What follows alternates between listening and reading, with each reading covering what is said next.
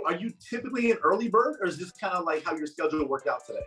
I feel like, honestly, this isn't even early. 10 a.m.? 10, Yeah, 10's not, yeah. 10's not early. Right. 10 is like... So what? Yeah, but like when we watch you on social media and the reels and all those places, it seems like you have like a bedtime of 4 a.m. Like you're at bars, you're crawling over bar tables, you're like partying. So I feel like you would be the type that would be up till like at least 3:30 in the morning on a regular basis. Honestly, no, I don't like my schedule to be like that. Typically, I like to go to bed early and wake up early, but it hasn't been like that lately because I've been like on the go. Got you. And you know what? I'm the same exact way. Like, I know it sounds like super grandpa-ish, but I've learned like, yo, there's no reason, me personally, I should be up later than 9:30. And I know it's like, yo, because I used to be up to like 10, 10:30, 11 o'clock. I started realizing, get to bed earlier, wake up earlier, and then you have a jump on the entire day, right? Mm-hmm.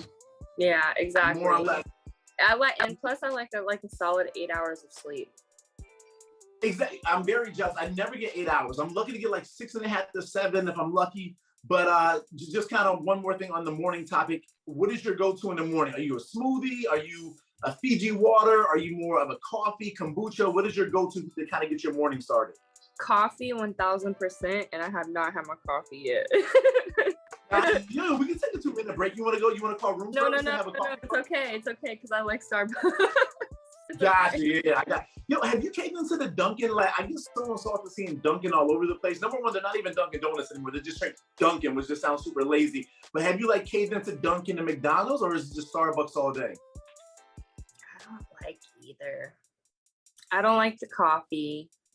I don't like, I'm a Starbucks girl. Something about the way their coffee tastes, I absolutely love. If not, I'm making coffee at home because I've come to realize coffee gets very expensive. So like $5 a cup, add that times 365.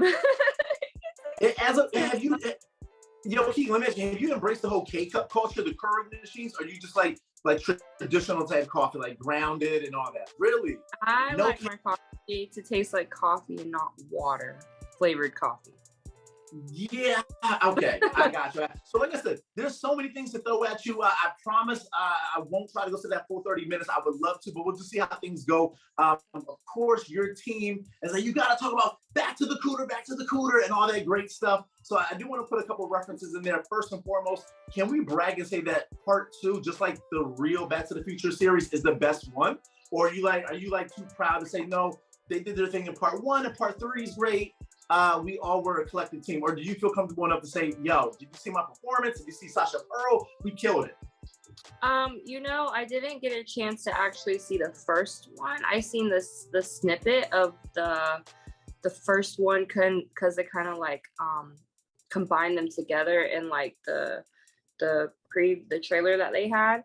But honestly, I think we did a really good job on it. The editors on the TeamSkeet side did a phenomenal job on editing photos, down to editing the video, down to like, even if we couldn't remember lines, like they would edit everything perfectly to make it look so smoothly and transition so well. So I think collectively as a team, everybody did their part to make everything come together the way that it needed to, and I've got a lot of compliments on it. And yeah, no, congrats to everybody because we all killed it. Gotcha. And now I don't mean to be like kind of like geeky or whatnot, but did we feel a need to go and like watch at least part 2 of the Back to the Future trilogy, or is it like, yo, fam, I've been doing this since 2018. I know what a parody is. I don't need to get into that whole type of realm. Or did you actually go back to the actual films? So, I seen it growing up as a kid, and I watched movies with my mom growing up as a kid. So, to film it was pretty cool because I'm like, oh shit, this movie was like some throwback shit. Yeah. I don't know. I like doing parody porn. Honestly, I'm the type of person, I'd rather do parody porn or something with a script storyline as opposed to just going straight into sex, because I like to act. That's always been my thing. And even if I wasn't in porn, I'd probably be like in the acting field somewhere. It's always been my passion. I think it's fun. But no, I grew up on it, like the movie. So it was cool to kind of like go around the storyline, but it's still being my job, which is porn. I don't know. It's funny. It's super funny. Definitely, and I mean, like, to be quite honest, we've seen a lot of, people in the adult industry make that transition to doing, some acting, whether it's like a cameo on Entourage or here or there. Have you like kind of left that door open to either, I know you're super busy right now, right? Like you're all over the place, but like to kind of, venture into possible cameos and maybe even bigger opportunities in the Hollywood scene, or are you just kind of so focused on the adult world that like you're not really taking that potential opportunity serious? I've with done acting videos before. I know the guy who like runs. I don't know if he's the owner. He's messaged me before about Cameo. I've hopped on there. I've made cameos before. I'm not actively on it because I don't like to do cameos without my hair and makeup done. Because it's a personalized video that somebody will have forever that they'll cherish, and I want to put a little bit more effort into it as opposed to just like throwing up like a camera and be like, hey, this is me, blah blah blah. No, I want to make it like actual like actually personable for them. So it's a little bit harder considering I'm on go and always on airplanes, and the Wi-Fi isn't necessarily the best on airplanes. I mean, we can all agree on that. So but and Kiki, even more than that, like what about just taking over the entire Hollywood scene though, right? Like, of course, the Florida shoots and whatnot make it a little bit difficult, but like going out for like legit acting, like some legit acting in different potential TV shows or movie roles. Like, do you ever take the opportunity to audition for that type of world serious, or is it just kind of right now your focus is in the adult porn world? I haven't yet because I don't know which direction to take. I've talked to some of my friends who have done mainstream acting, like Jacob Gerber. He's been in some pretty big movies, and I was taking advice from him about it. He was telling me that a lot of the stuff is in New York City, like the big like mainstream stuff in LA, and I live in Florida, so it's a little bit harder to like. And plus, I live in like a central area, so I live more secluded from everything. So it's kind of hard to get into something like that, fly back and forth. But, that's something that I have had in the back of my mind. I just didn't know what direction to take because porn is completely different. It's a completely different field. I've been there, I've done that. I know what to do. I know how it works. I know what I need to do to be prepared. Acting is a whole nother world. Yeah. So, I don't know if anybody has seen the Zoom once it's posted. Shoot me a DM, like, hey, I did my research. This is what you got to do. But yeah. Nice. And it seems like you've kind of taken those steps anyway, right? Like we've seen you on the podcast. You're out and about. You documented your whole venture into Colombia, right? I actually didn't see that video, but like, get out of here. Like, you went through the whole entire process with the veneers, Colombia. That really happened. Mm-hmm. Guys, so it seems like you're kind of dabbling into, okay, there is the adult world, Kiki, that we're all used to seeing, but then you also get very personable. You've done the podcast, you've done interviews, you've done things that just kind of show you in a different light, which, to be honest with you, the reason why I'm so excited to talk to you, because I tell you, one of the toughest things to do, even though you can follow a gazillion people on social media, is to kind of get their ideal personality, right? Because like, even like looking at your IG, like I see you as the Barbie model. I see you, clubbing at night, and then I find out, oh no, like I low key go to bed early, and I like to be up early. So like that's the type of stuff that I love, right? Yeah, I like to. I like to be on a set schedule. Like I said, with my lifestyle, it's really not the easiest, considering I'm a feature dancer, and sometimes I'm up late. Sometimes I don't want to miss an opportunity, and I'm like, I gotta suck it up. And then it ends up me, because I like to get my solid 8 hours of sleep. I end up oversleeping and waking up at like 9:30 or whatever it is. So yeah, but you know what? Sleep is always gonna be like most needed, right? Because otherwise, like power naps and coffee all day long, espressos can overwhelm you. But focusing on your career, we're at a really cool point in your life, right? Like, you just hit the 28th birthday. You're not a rookie. You're not a certified vet yet, even though you have all the work to kind of suggest that. But I'm just kind of curious, how do you approach, like let's talk about back to the Cooter. When that opportunity presented itself, was it something that like they reached out to you about? You already have a prior relationship with TeamSkeet and MYLF, so you already have that relationship. How did that whole opportunity come together? I have an agent, Brian, through AMA. He's based out of Florida, and basically they booked me. They personally booked me for it. and I was in town. I drive into town and I come and I shoot a bunch of scenes and then I go home. I didn't even know what I was filming. I just knew it was for TeamSkeet. I didn't know the storyline or anything.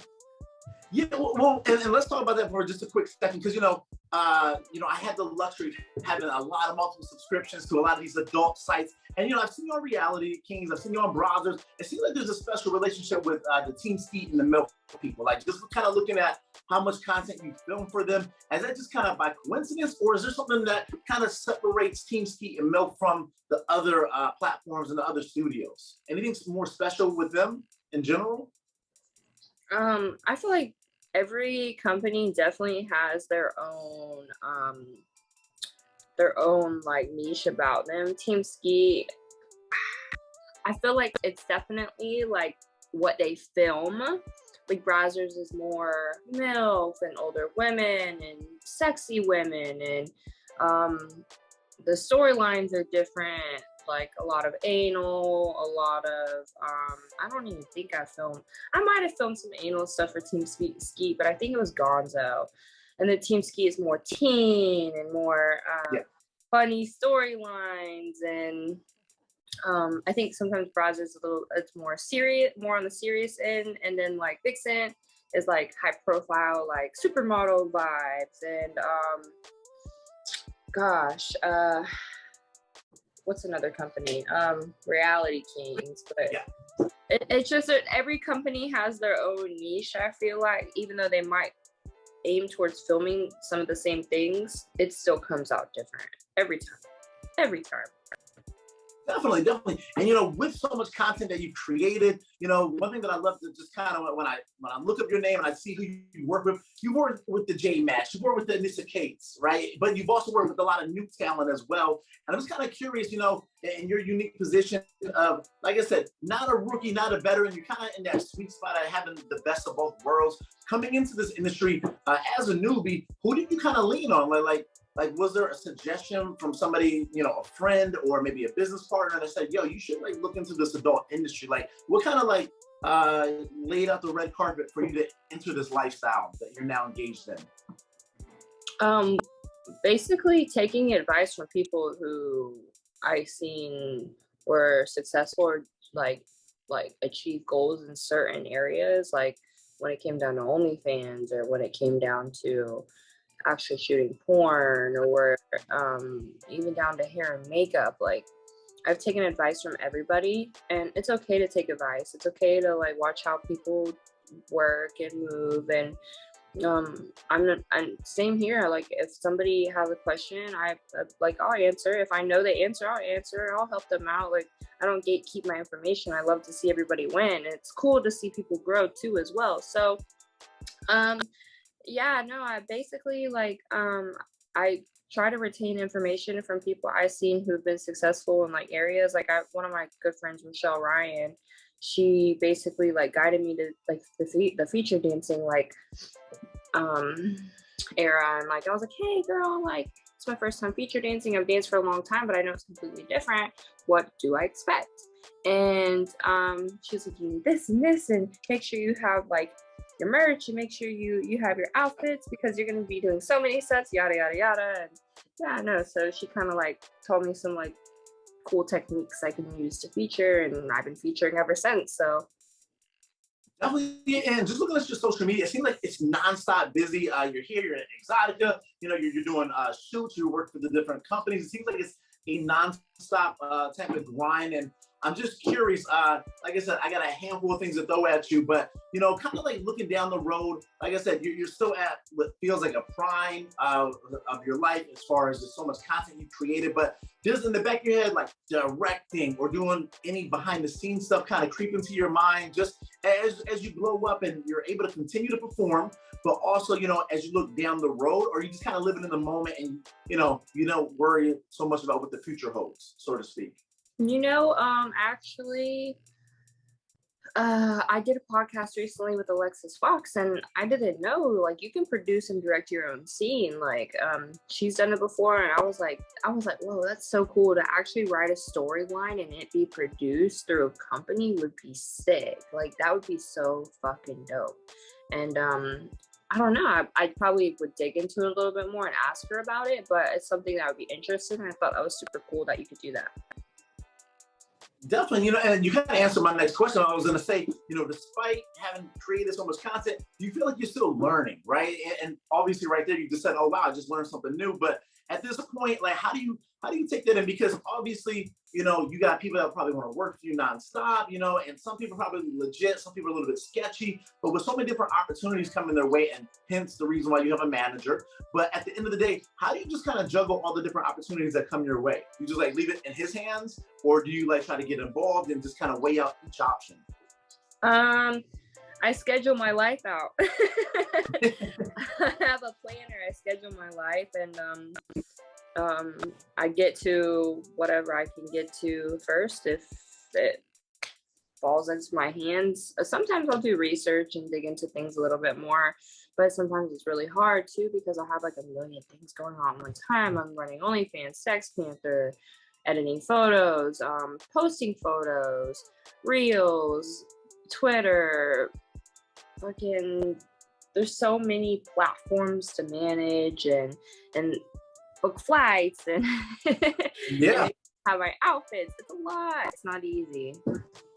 And let me ask you, Kiki, if you could just like completely make it the rest of your life live on one of those opportunities, like whether it was OnlyFans or, behind the scenes stuff or on camera stuff or just doing strictly parodies for, I say for the rest of your life, let's just say for the next 5 years, right? If you could just put all your effort into one of those avenues, is there just one that like, man, I wish I could just get a blank check for this type of something and be done with it? I mean, obviously it's probably fun to enjoy every different avenue, but is there one that just kind of stands out more than the others?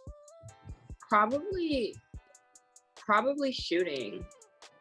I would love to one day find a company where I could call home and maybe I become contracted through one of them and like you said, get a X amount of dollars and I can just shoot and feel comfortable or whatever it may be. So yeah. No, for sure. And Kiki, I want to throw a few more things at you. I definitely want to talk a bit about your Florida roots, right? I love the fact that, especially on your IG, you're like, birthday girl, established 1995, Team Barbie, and all that stuff, because for some reason, looking into you, there are ridiculous amounts of different birthdays from you. I've seen one that says you were born in 2000, another that said 1980, of course, 1995. I've seen so many various ones. So I appreciate you. Like, do you get any of that, or like you just not take the time to look into that stuff? Like, it's so crazy.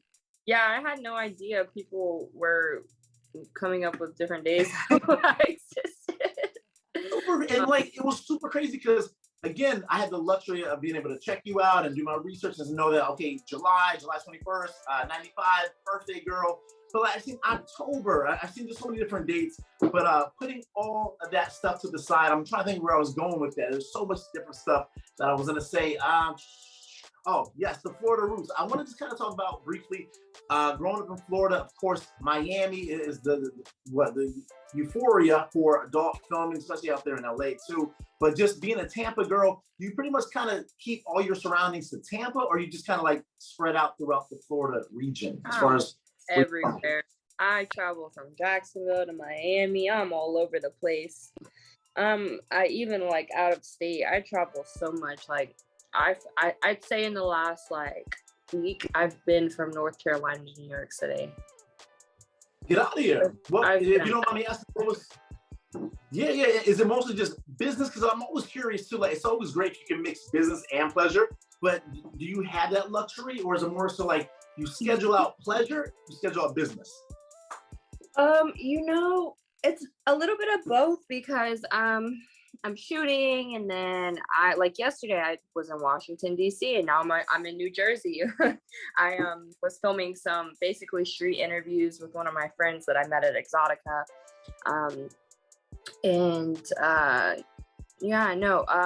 it's a mix of both. I try and if I see an opportunity and it aligns with this opportunity, I'll kill two birds with one stone. Like, I'll go get her. Got you. For sure. Oh, we could have done this in person. I'm in Jersey myself. I had the luxury of like being right outside of New York. So I wish I would know. Wait, what area? I'm in Fort Lee. You ever heard of Fort Lee, New Jersey? It's like literally right by the George Washington Bridge. You might be closer to Edison, right? I like to stay in like Jersey City, Secaucus area. I literally would have came in and done this.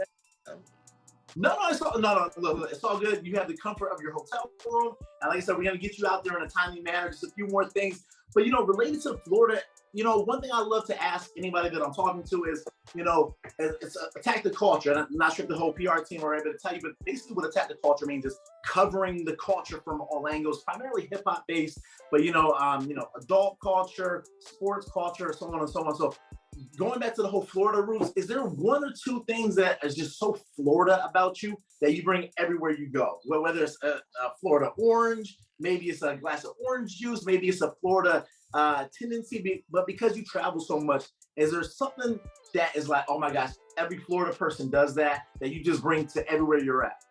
My accent. I sound Southern.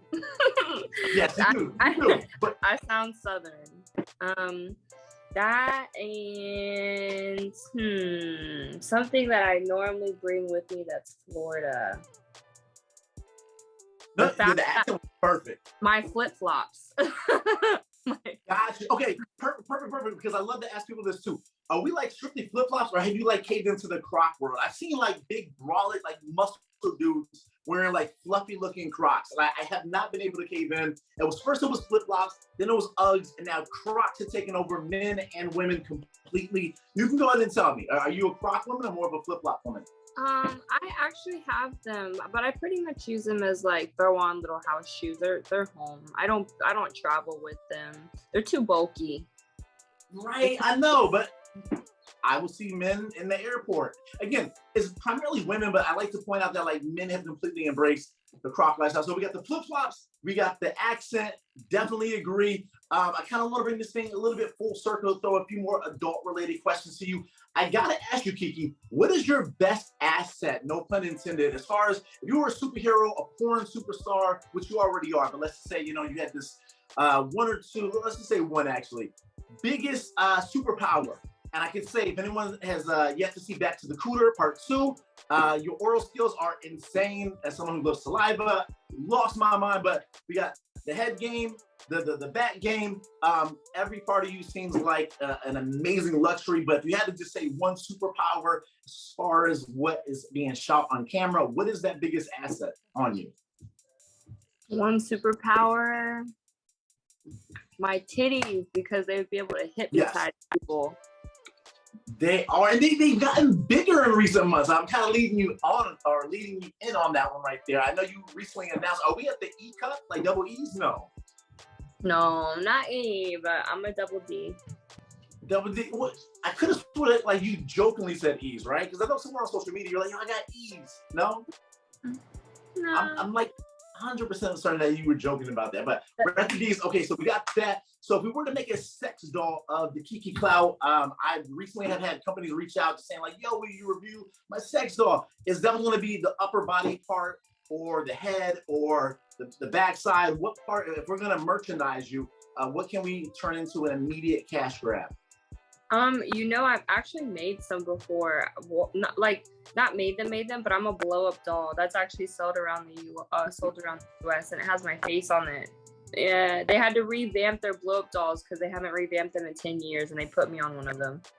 Listen, okay, and I blow it up, but like, yo, now with all the Asian companies out there, it feels like we could do like more than just a blow up doll, right?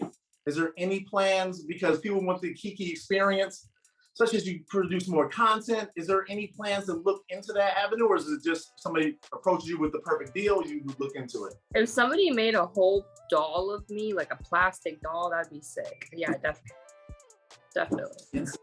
Insane. I won't even lie, Kiki. I do want to show you. I have like literally like stickies all over the place with just gazillions of questions, but I want to get you out in a timely manner, and I'm hoping that we can do a part 2 or just a regular conversation for this, but I cannot thank you enough for your time. I'll make sure everybody's rocking with Back to the Cooter, and yeah, put up all your socials as well. And then final thoughts for anyone that's just now being introduced to Kiki Klout, Kiki the Snack. Do we go back to day 1, 2018, as far as your content is concerned, or do you want people to focus on the newer stuff and then at some point go back to the older library stuff? I would say start from the new and go back. If you want to get to know me now, get to know me as the person that I am, and then see my growth. Like you gotta. I feel like if you want to see the time clock, you gotta start now and go back to the Cooter. There we go. Perfect way to end it, Kiki. I will let you gracefully get out there. Honestly, all jokes aside, I cannot thank you enough for rocking with me. And this will be going up.